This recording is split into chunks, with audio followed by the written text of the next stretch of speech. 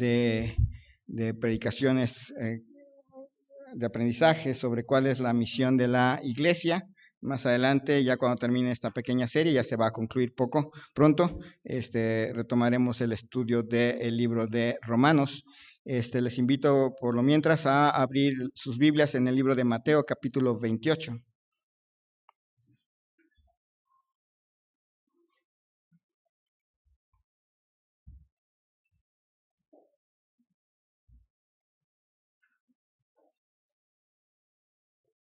Mateo capítulo 28, versículos 18 al 20.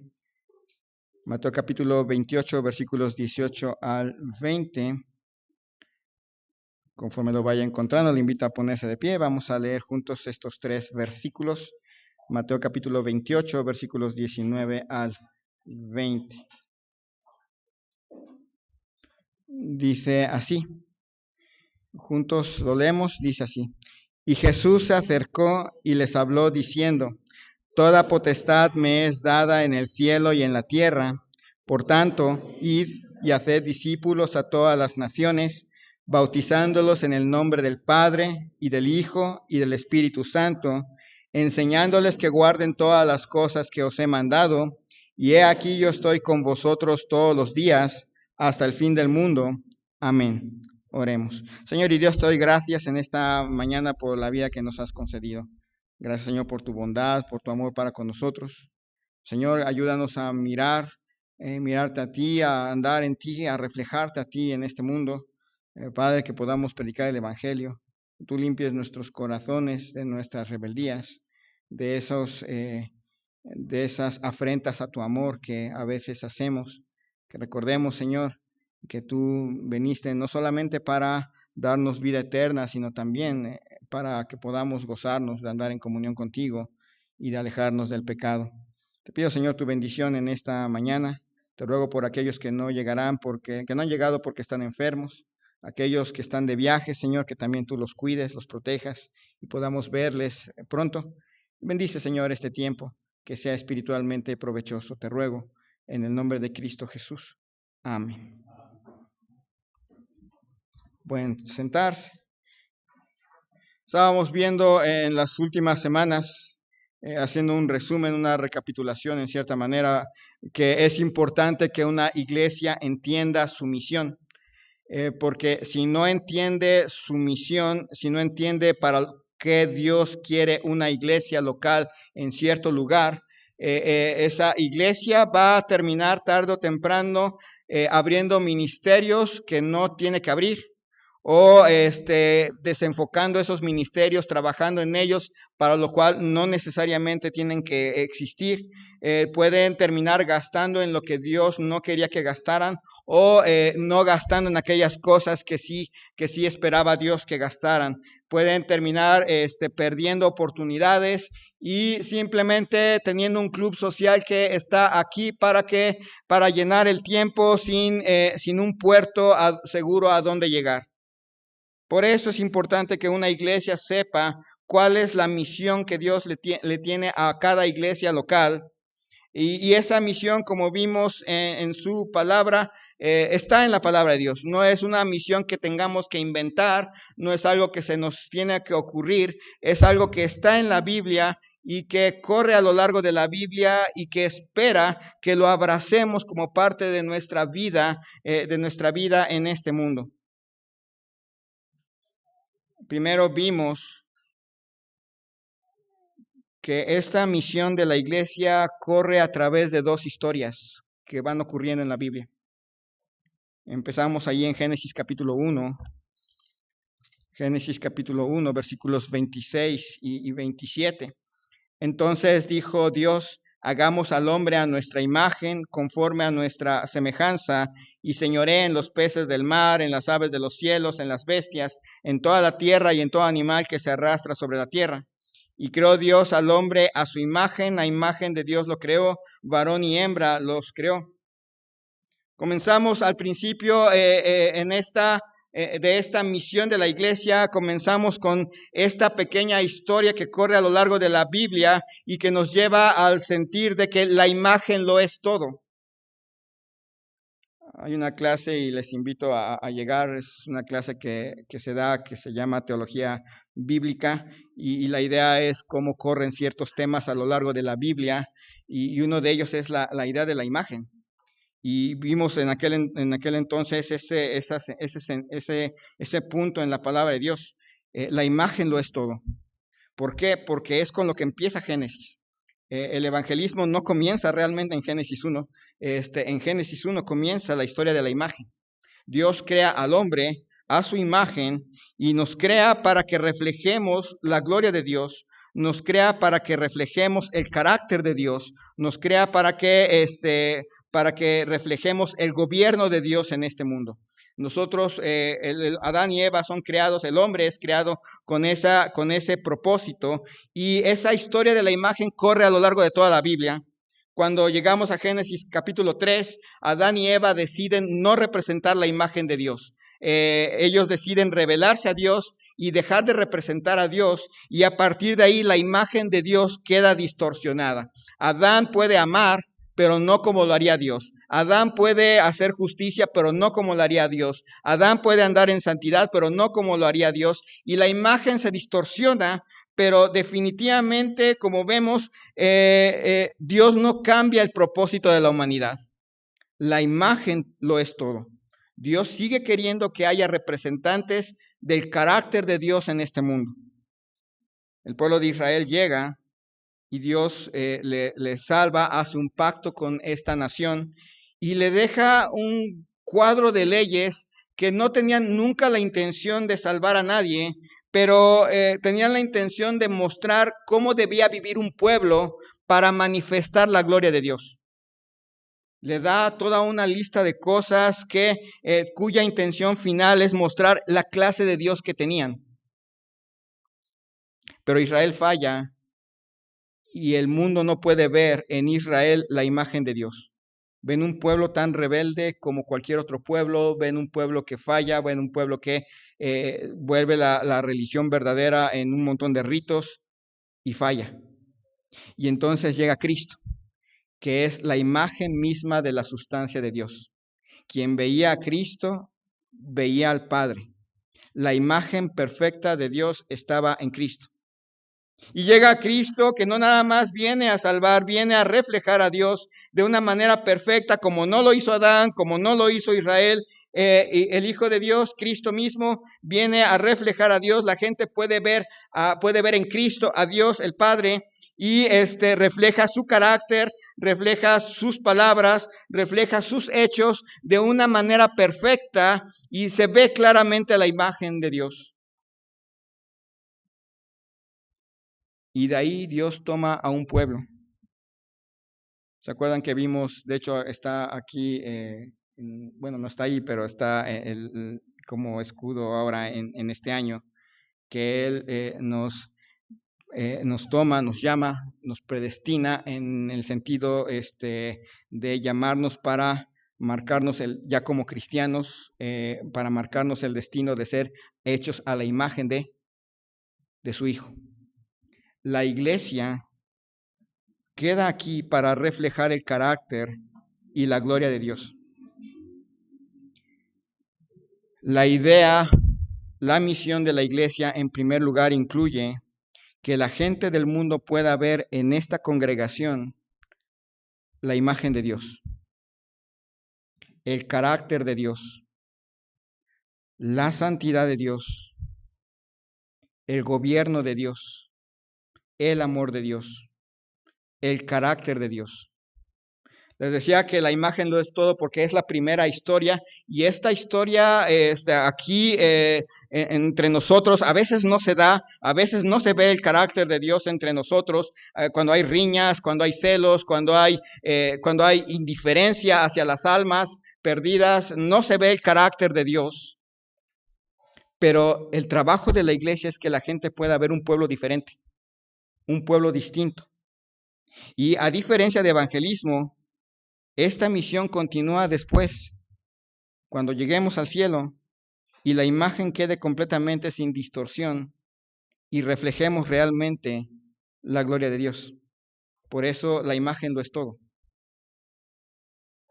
Pero bueno, muchas veces leemos la Gran Comisión ahí en Mateo capítulo 28 y a veces lo tenemos como la máxima misión y no está completamente equivocado. Dice Mateo 28, versículos 19 y 20, por tanto, id y haced discípulos a todas las naciones, bautizándolos en el nombre del Padre y del Hijo y del Espíritu Santo, enseñándoles que guarden todas las cosas que os he mandado, y aquí yo estoy con vosotros todos los días hasta el fin del mundo. Amén. La primera historia, la imagen, y Dios quiere que la iglesia, fuente de vida eterna, junto con muchas iglesias, pero la iglesia, fuente de vida eterna, refleja el carácter de Dios. Esa es parte de nuestra misión, pero no lo es toda la misión. Nuestro trabajo es trabajar para que la imagen de Dios sea honrada en nuestras vidas. Pero antes de la caída, no había necesidad de sacrificios, porque no había pecado. Por eso la idea de evangelismo en Génesis 1 no existe, porque no hay pecado.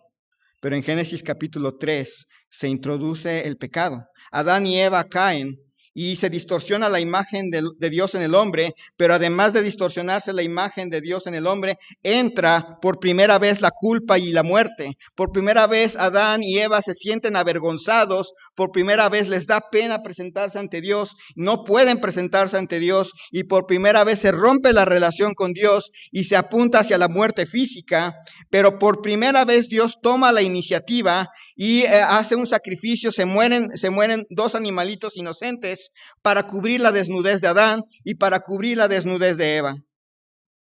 Y a partir de ahí comienza una serie de sacrificios. Viene, por ejemplo, el sacrificio de Caín y Abel, que hablan de gratitud. Viene el sacrificio de Noé, que habla de la gratitud por haber sido librados del diluvio. Viene el sacrificio de un cordero en sustitución de Isaac. Pero luego llegamos hasta Éxodo, y ahí Israel es liberado. Los israelitas, junto con los egipcios, merecen morir, pero son librados por la muerte de un cordero. Un cordero tiene que ser sacrificado y la sangre puesta en el dintel de cada puerta, y donde Dios veía la sangre pasaba de largo, donde Dios no veía la sangre entraba y el primogénito moría. Y Dios les da libertad y los lleva hasta lo que es el monte Sinaí, les da las leyes y les muestra que sí, son libres de Egipto, pero no son libres de ellos mismos. El pecado está en ellos. Van a pecar. Y entonces Dios les da una serie de sacrificios para cubrir su culpa. El máximo es el día de la expiación, donde una vez al año el sumo sacerdote entraba con la sangre del cordero y rociaba el propiciatorio para cubrir los pecados, no para quitarlos, sino para cubrirlos, anunciando la muerte de un cordero en Cristo Jesús. Pero Israel fracasa.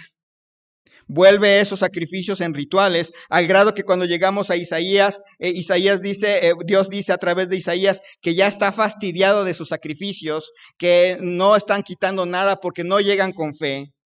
Y entonces llega Cristo, la imagen perfecta de Dios, que además es el Cordero de Dios que quita el pecado del mundo.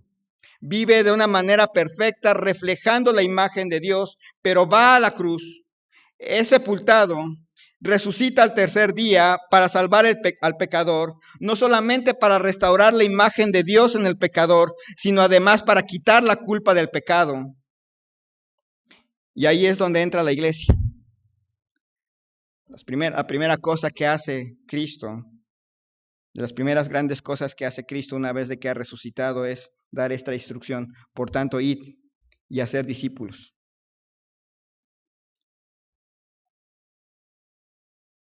La gente puede ver en nosotros gente buena, pero a menos que les digamos que Cristo no es el que nos cambió, la gente no puede saber por qué somos diferentes.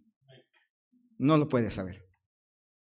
La gente puede ver gente amable, gente que debería de ver. Gente amable, gente que dice la verdad, gente que llega a tiempo a sus trabajos, gente que cumple, gente que es responsable, gente que cuida de su familia, gente que ama, gente que respeta. Pero a menos que sepan que es Cristo el que lo hizo en nosotros, no vamos a pasar de gente buena.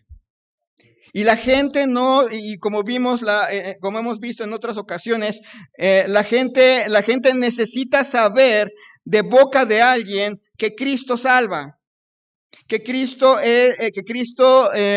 quita la culpa del pecado, que Cristo restaura, que Cristo cambia a las personas. No lo puede saber por las noticias, no lo puede saber por una institución de gobierno, lo tiene como tarea para la iglesia. Pero esta historia tiene un final. A diferencia de la imagen, la historia del evangelismo tiene un final. El día en que partamos de aquí, dejamos de predicar. El día en que Cristo venga por su iglesia, se acabó la predicación del evangelio por vía de la iglesia. A diferencia de la imagen, el evangelismo tiene un final. ¿Cómo unimos esas dos historias? Tenemos dos historias que están ahí, que no podemos negar. Dios dejó a la iglesia para reflejar el carácter de Cristo. Allí está esa historia y no la podemos negar. Pero Dios manda a la iglesia ir por todo el mundo y predicar el evangelio a toda criatura. Ahí está también esta historia. ¿Cómo podemos unirlas? ¿O tenemos que ignorar una y agarrar otra? La respuesta es que ambas historias se necesitan en la iglesia. No se puede reflejar el carácter de Cristo si primero no se les ha predicado el evangelio. Pero si solamente se predica el evangelio y no se trabaja en reflejar el carácter de Cristo, tendremos una iglesia llena de gente que evangeliza, pero que vive como el mundo. Cuando una iglesia ignora una de estas dos historias, tarde o temprano se muere. Cuando una iglesia ignora la idea de que tiene que reflejar la imagen de Cristo, sí, llena su iglesia, la satura de gente, mucha gente levanta la mano, pero a veces simple y sencillamente son gente que llega a una iglesia, pero que sigue mintiendo, que sigue robando, que sigue siendo injusta, que sigue siendo chismosa, y tarde o temprano el evangelio se frena por la vida de las personas.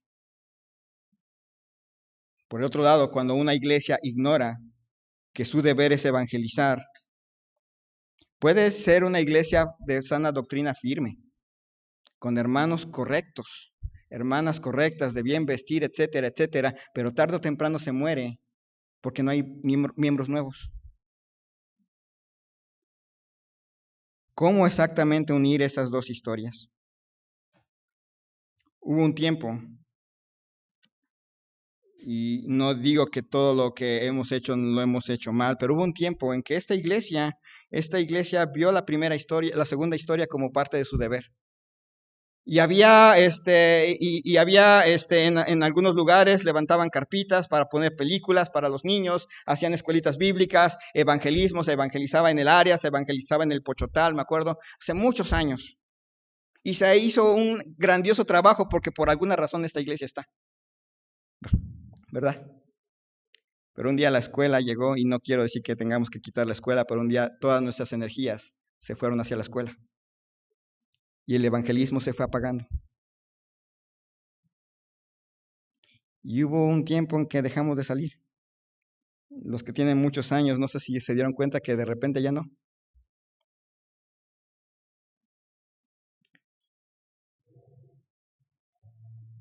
Y cuesta trabajo que volvamos a salir. Muchísimo trabajo.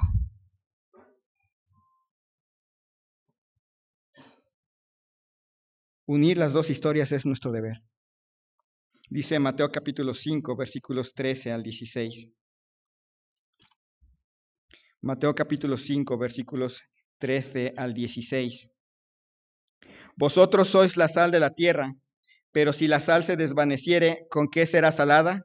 No sirve más para nada, sino para ser echada fuera y hollada por los hombres. Vosotros sois la luz del mundo. Una ciudad asentada sobre un monte no se puede esconder, ni se enciende una luz y se pone debajo de un almud, sino sobre el candelero, y alumbra a todos los que están en casa. Así alumbre vuestra luz delante de los hombres, para que vean vuestras buenas obras y glorifiquen a nuestro Padre, a vuestro Padre que está en los cielos. Que nuestro Señor impacte nuestras vidas en este día. Que nuestro Señor transforme nuestros corazones. En primer lugar,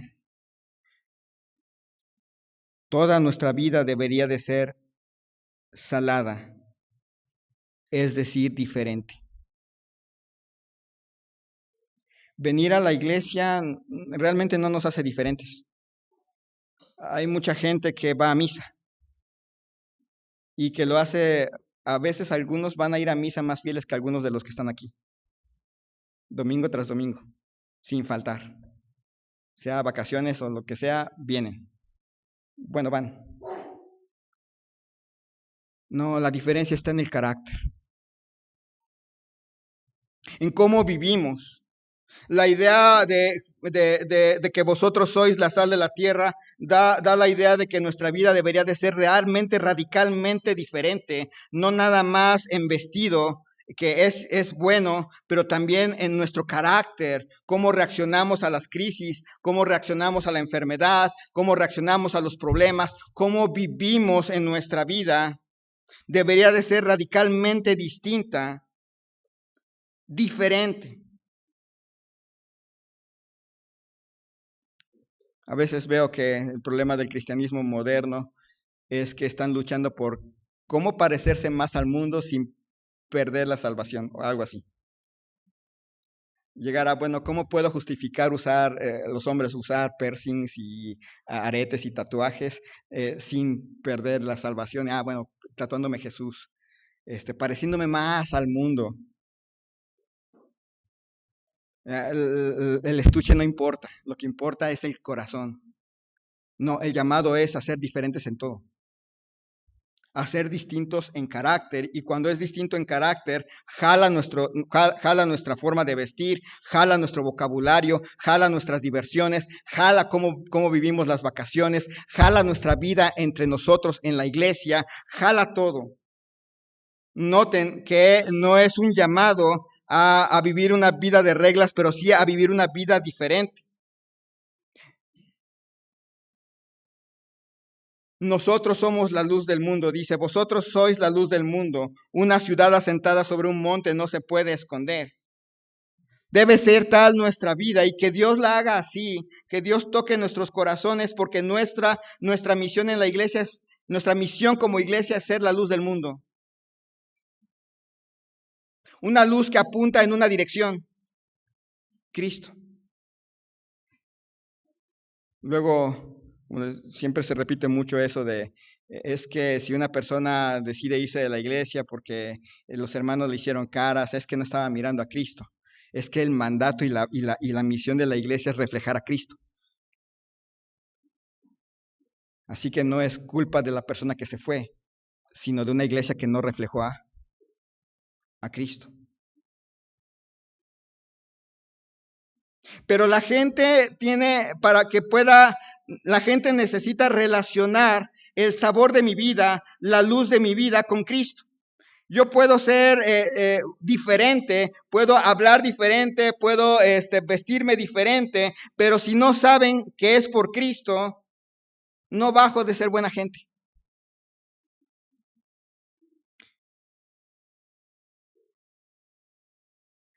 La única forma que relacionen mi forma de vivir con Cristo es a través del Evangelio, de predicar el Evangelio.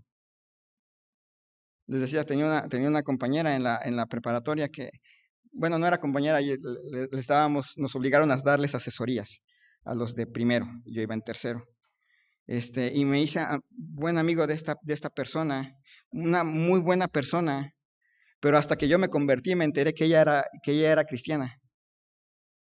Y sí le dije, ay, me pude haber muerto y me hubiera ido al infierno.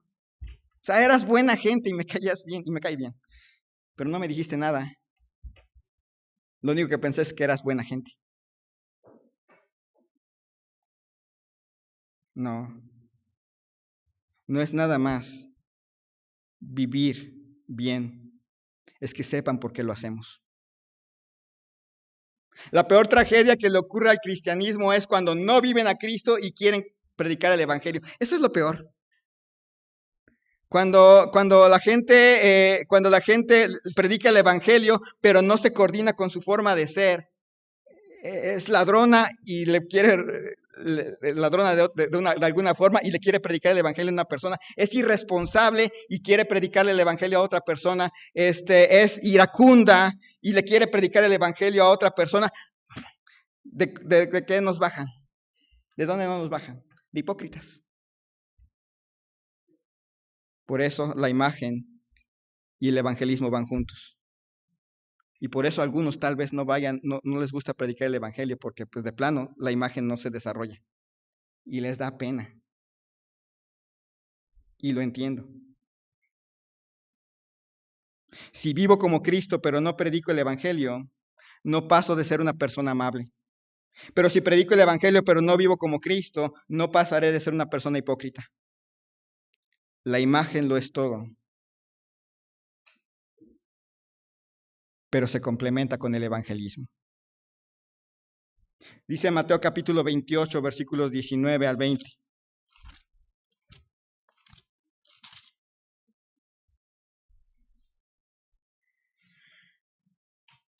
Que Dios nos haga ser sal y luz de la tierra, pero también predicadores de su palabra. Dice, por tanto, id y haced discípulos a todas las naciones, bautizándolos en el nombre del Padre y del Hijo y del Espíritu Santo, enseñándoles que guarden todas las cosas que os he mandado, y aquí yo estoy con vosotros todos los días hasta el fin del mundo. Amén. La misma Biblia en la Gran Comisión deja claro qué es lo que se espera de la iglesia. Comienza con un id y haced discípulos. Empieza por ahí. Sin evangelio no hay discípulo. Implica evangelismo. Yo sé, quizás aquí haya alguien que nunca escuchó el evangelio, pero está en la iglesia porque alguien lo invitó o porque lo traen desde chiquito y ha crecido ya como crece un niño en una iglesia católica, pues creció desde chiquito y aquí viene a la iglesia y nada más. Pero aquí no dice, siéntense a esperar discípulos, ¿verdad que no? No dice, agarren, siéntense y esperen a que los discípulos lleguen. Aquí el mandato es ir y hagan discípulos. Comienza por ahí. Y no nada más el martes que salimos a testificar, la idea es que nuestra vida debería de ser un constante evangelismo, un constante compartir el evangelio con las personas que se nos crucen enfrente. Personalmente agradezco a Dios que me bajara de la bici. Ahora puedo repartir folletos mientras voy caminando. Con mi manita mucha. Porque es un mandato constante. Ir y hacer discípulos. Para empezar implica evangelismo. Pero no solo es evangelismo. Porque dice ir y hacer ¿qué cosa? Discípulos. La idea no es que vayamos a dar el plan de salvación, que la gente haga oraciones o que hagamos conferencias y que la gente levante la mano y haga una oración. Esa no es la idea. Ese no es el mandato. El mandato es ir y hacer discípulos. Implica más. Algunos grupos se contentan con que, bueno, hice una conferencia y 80 personas levantaron la mano. Y 80 personas pasaron al frente e hicieron una oración. ¡Ah, qué grandioso! Pero no nos mandó Dios a que gente levantara mano, sino a que gente se convirtiera en seguidor de Jesús, que a veces no es lo mismo. Id y haced discípulos. Es el mandato. Id y hacer discípulos, y dice enseguida, id y hacer discípulos. ¿Y qué significa, Señor, hacer discípulos? Bautizándolos en el nombre del Padre y del Hijo y del Espíritu Santo, enseñándoles que guarden todas las cosas que os he mandado. Y de hacer discípulos implica también que esos discípulos necesitan identificarse con Cristo. Recuerden que el bautismo no salva a nadie, pero es la identificación pública de lo que Cristo ha hecho con nosotros. Y de hacer discípulos significa ir y además de evangelizar, llevarlos a esa decisión de identificarse públicamente con Cristo, que toda la gente pueda saber que Él es de Cristo.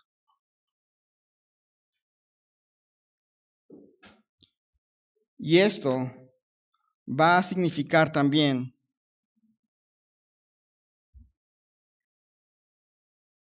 que se identifica con los que son de Cristo. La iglesia local. No es nada más levanten la mano en una conferencia y que reciban a Cristo, que oren y que Dios los bendiga. No. Implica la identificación con Cristo y con su pueblo. Que a veces decimos, bueno, ya recibió a Cristo. No le gusta venir a la iglesia, pero ya recibió a Cristo. No va por ahí. O con que reciba a Cristo, de todas maneras, como la iglesia no salva. Y es cierto, la iglesia no salva y pertenecer a una iglesia no salva. Pero Dios por alguna razón, bueno, no por alguna razón, Dios dejó a la iglesia local para que juntos podamos reflejar la imagen de Dios y pertenecer, involucrarse en la iglesia local, ser parte de la iglesia local, viene con el paquete de identificarse públicamente con el Señor Jesús.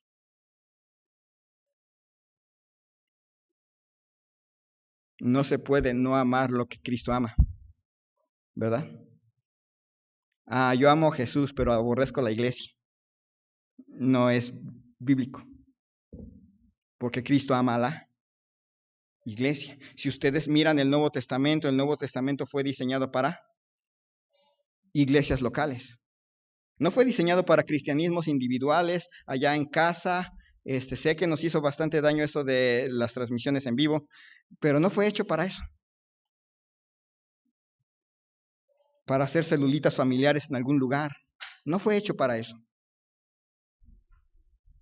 Fue hecho para vivir en comunidad, reflejar la imagen de Cristo. La primera de las dos historias, Cristo dejó a la iglesia para que podamos reflejar juntos la imagen de Cristo, y no se puede menospreciar lo que Cristo dejó. Identificarse públicamente con Cristo en el bautismo e incorporarse a una iglesia local es parte de la vida cristiana. La misión de la iglesia no nada más es ir y ganar almas. La misión de la iglesia es traerlos a la iglesia. Esa es parte de nuestra misión. La misión amplia de la iglesia es reflejar a Cristo y depende mucho de esta misión para llevar el evangelio. No se puede vivir a Cristo sin evangelismo y no se puede evangelizar sin vivir a Cristo. Van las dos cosas juntas. Cuando una iglesia dice, bueno, yo voy a llevar todos mis ministerios, todas mis finanzas a llevar el evangelio, pero no invierte energías, no invierte fuerza y dinero en ayudarnos a crecer espiritualmente, vamos a arruinar la iglesia. Y cuando hacemos al revés, ministerios, trabajo aquí en la iglesia, muchas cosas en la iglesia, pero no invertimos en llevar el evangelio, tarde o temprano vamos a echar a perder la iglesia. Van las dos cosas juntas. Como iglesia, nuestra misión, en primer lugar, incluye evangelismo. Y esto lleva a misiones. Amén. Pero también incluye hacer discípulos. Trabajar en bautizar. Trabajar en enseñar, porque ahí dice, enseñándoles que guarden todas las cosas que os he mandado. Noten que no dice, por tanto, ir y ganar almas. Dice, ir y hacer discípulos. ¿Y qué significa eso, Señor? Bautizándoles en el nombre del Padre y del Hijo y del Espíritu Santo, y enseñándoles que guarden todas las cosas que os he mandado. Eso es lo que es la tarea completa. Ese es el trabajo completo de una iglesia. Y es un trabajo que no termina. Alguien dice, pero ya salimos a testificar en todas estas colonias. Pues no podemos dejar de ir porque sigue habiendo gente que no ha sido salva. No sabemos cuándo una persona que recibió un folleto hace 10 años, ahora que vayamos, ahora sí, Dios ha tocado su corazón. No lo sabemos. Y el trabajo de crecer espiritualmente es un trabajo que sigue y sigue y sigue. No sé si ya se fijaron, pero no somos perfectos, ¿verdad? ¿Ya reflejamos la imagen de Cristo como iglesia? No, ¿verdad? Entonces es un trabajo que todavía sigue. Dice Mateo capítulo 22.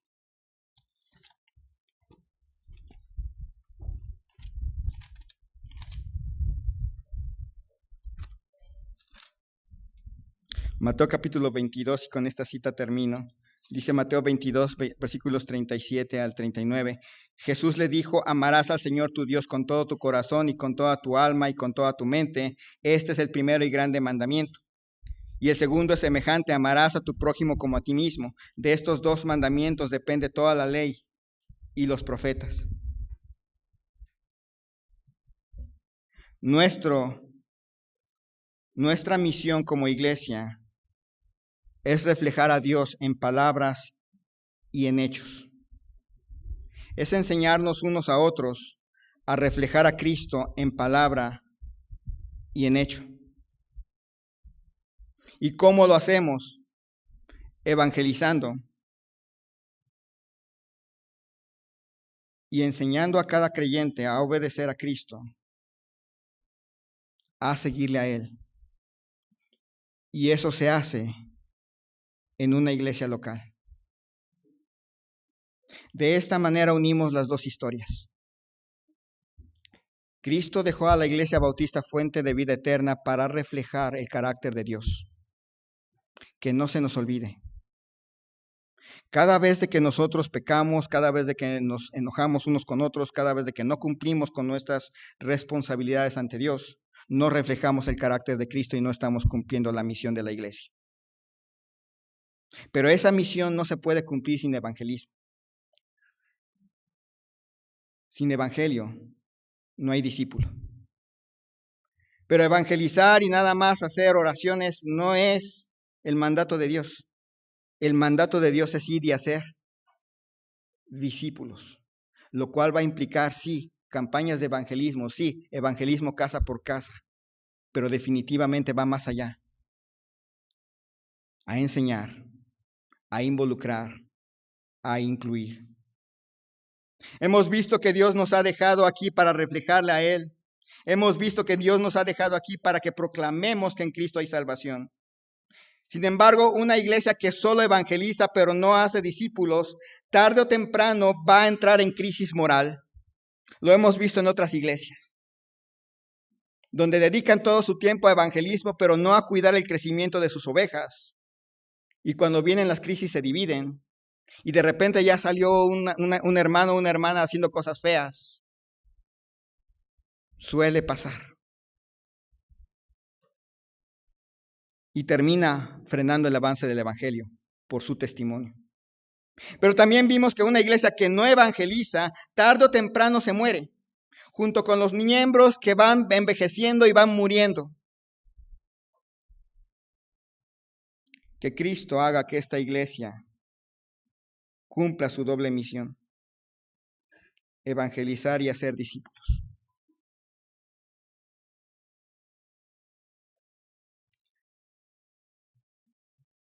Que volvamos a tomar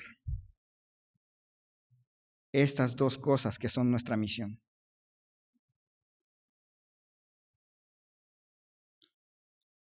La próxima semana, si Dios lo permite, veremos cómo estas dos misiones de la iglesia son tareas de cada uno.